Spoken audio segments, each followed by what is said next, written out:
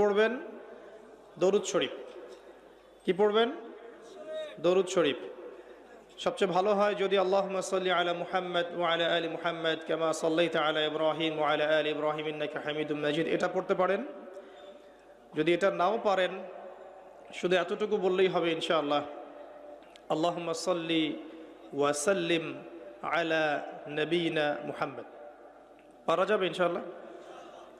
আল্লাহুম্মা সাল্লি ওয়া সাল্লিম আলা নবিয়িনা মুহাম্মদ। সকালে 10 বার, সন্ধ্যায় 10 বার। কি ফজিলত! নবী সাল্লাল্লাহু আলাইহি ওয়াসাল্লাম আপনার জন্য সুপারিশ করবেন ইনশাআল্লাহ। নবী সাল্লাল্লাহু আলাইহি ওয়াসাল্লাম আপনার জন্য সুপারিশ করবেন ইনশাআল্লাহ।